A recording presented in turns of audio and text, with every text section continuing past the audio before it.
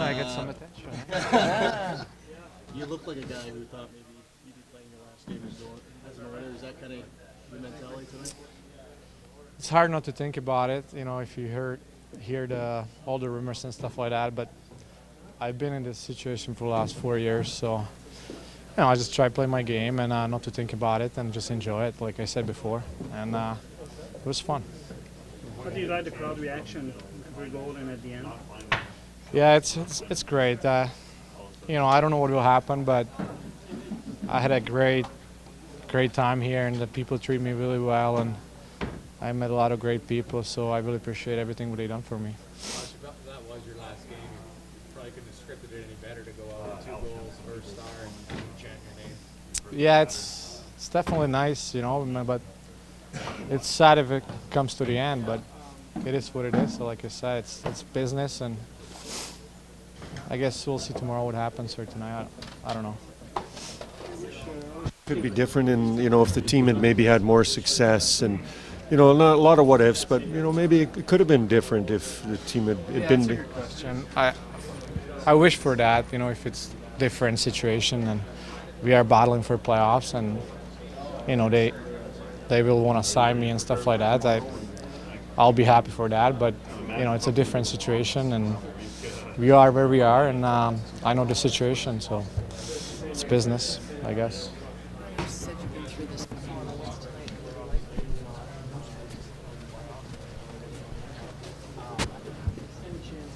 Yeah, it'll be same.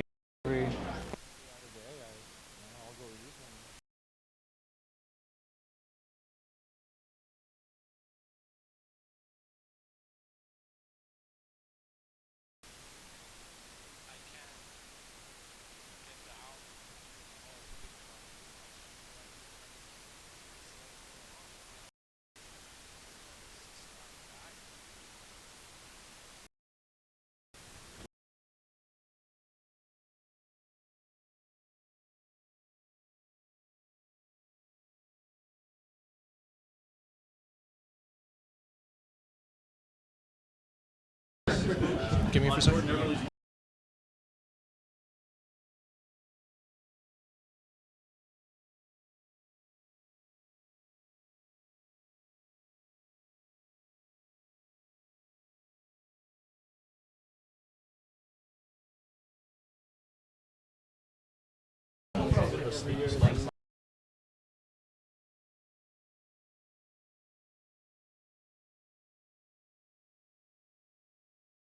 Comes up first, and to see him go off that way with if he does get traded with 2 goals, and it's great that the fans kind of give him a salute there. I think that he doesn't get enough credit for what he's done in the city. Obviously, he's been here for a while, and with the cup run there, he's a big part of that. He's a big part of mentoring guys like myself who came at a young age and kind of looked up to him as a right winger. When you watch him play tonight, you think he's the kind of player we would like to keep. You know what? He battles hard. I think he doesn't get enough credit for how gritty he is.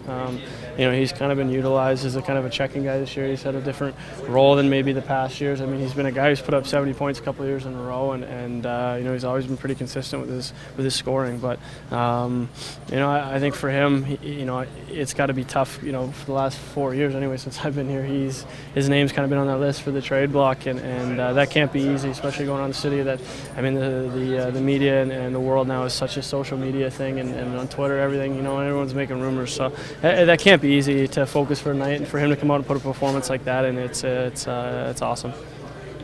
Thanks, Jordan.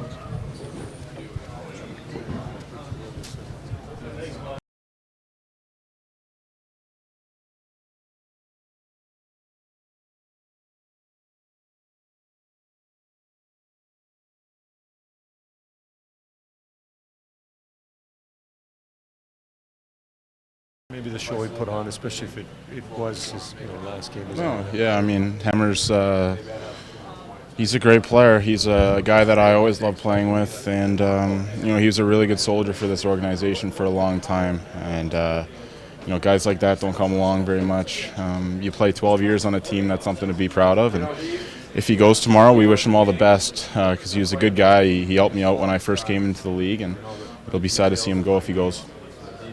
Maybe just a thought on the game, snapping the 3-game winless streak, getting one at home too. Yeah, it was nice. I mean, was it a perfect game? No, but it was a fun game to play, and that's for sure. It seemed like there were a lot of chances both ways, and at the end of the day, we got a W, and we can't say that on a lot of nights this year.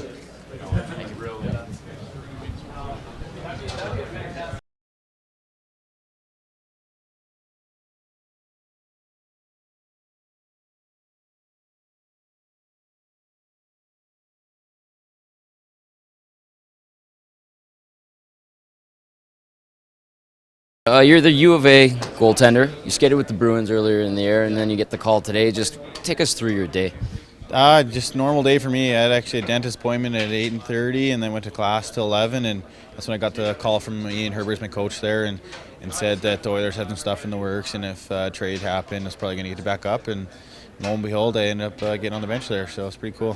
What is that game day experience like for a guy like yourself? You see these guys every now and then. The team needs a goalie, and the guy gets the call, and you happen to be that guy. What's it like on a game day as a guy in that situation? Oh, really special. I mean, just kind of soak it all in, and I mean, these guys got a game to win, so you're trying to kind of stay out of their way and not to get be too much of a distraction and let them do their job. But trying to interact with them as well and kind of help on the bench and keep them alert and stuff like that. So it's pretty cool.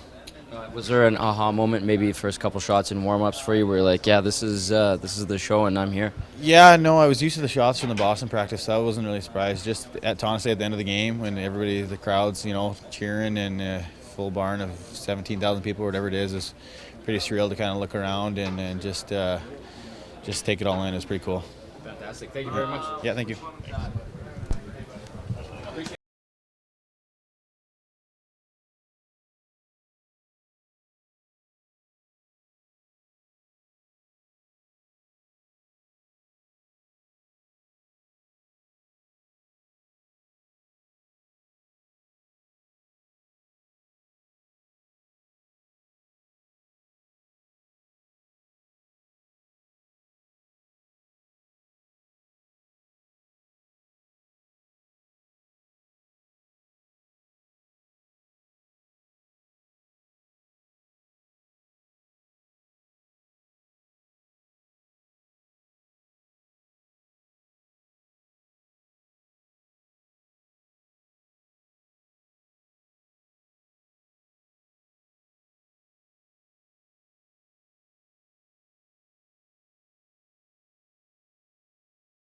Any particular reason? I mean, is there an emotional letdown in this one? Obviously, we sort of knew the importance of it. I don't think so. We get the first one. I think then we're a little bit flat through the first period. Got to give them credit too. They defended well, but I still think we need to find a better way to stay in that game. Obviously, tomorrow is a huge bounce back opportunity. Yeah, it's a tough trip. It's a notoriously tough trip, and we had a couple days before this one, and now we got to play them back to back against a Calgary team that's been hungry and playing well.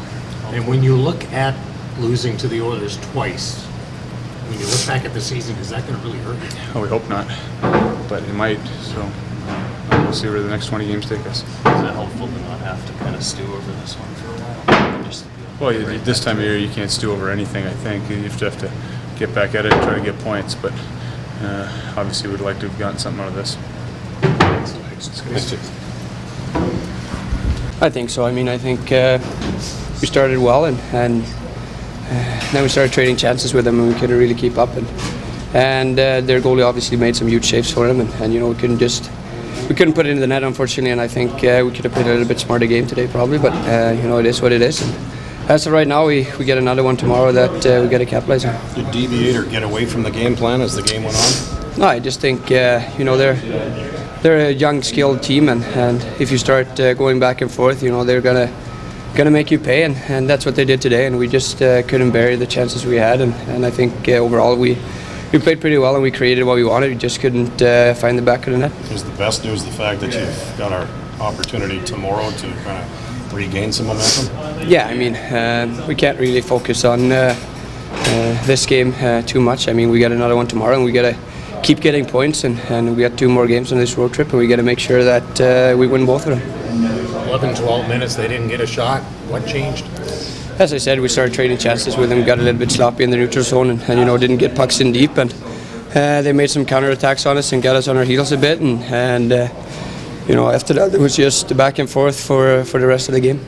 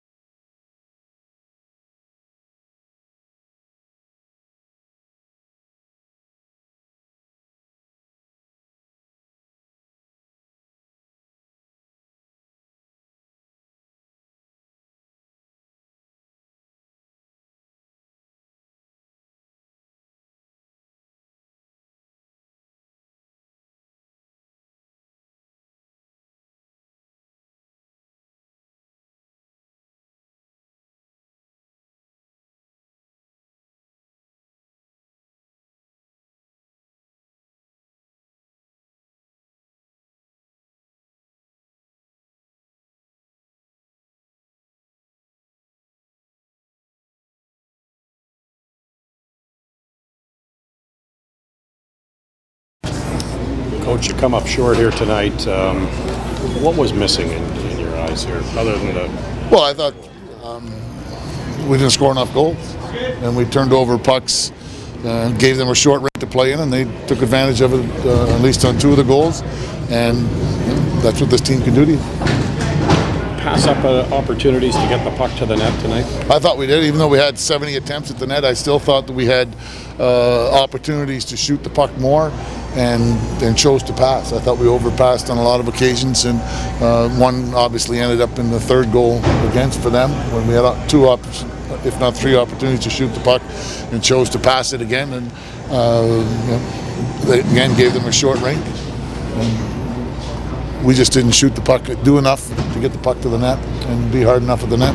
Some of your players were talking about changing or trading chances with the Oilers, and you've been successful. You've avoided that. Well, we said before the game we wanted to establish a forecheck and not give them a short rink, and we gave them a short rink on almost every goal they scored. So, no, they're a very talented team. If you give them a short rink and you give them turnovers, they're going to take advantage of it, and that's what they did. And their goaltender made saves that they had to make. That's the formula that they used to be successful, and we fell right into it.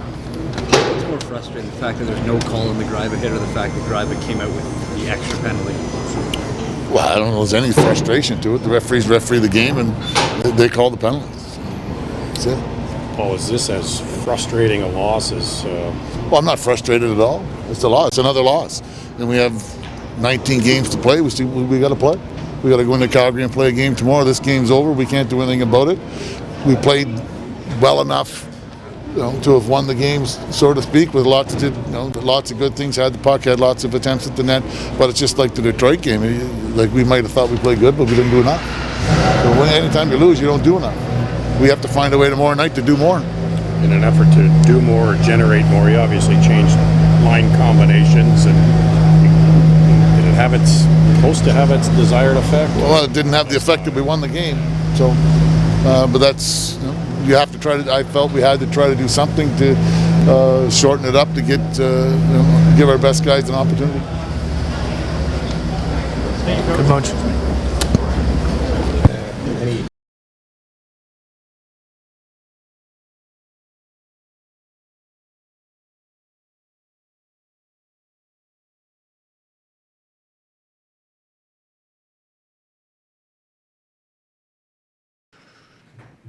Earlier today, you kind of suggested that Hemsky kind of leaves you wanting more sometimes. And just, what do you think of his performance tonight? And what a lot of people think is going to be his last game in the Yeah, there's not much more that he could have done tonight. I thought he was absolutely excellent. He was energetic. He was entertaining to watch. Even behind the bench, the game's not real entertaining. But I found him. My eyes fixated on him a lot, and once we shook up the lines a little bit there, we just didn't seem to have anything going. He really started going, but I thought he was great right from the initial drop of the puck. Dallas, was there a sequence or a shift that you felt like maybe kick-started the team a little bit, because it was a bit of a sluggish start? Yeah, I thought it was when I was cheering and the crowd was cheering that we finally got a shot on net.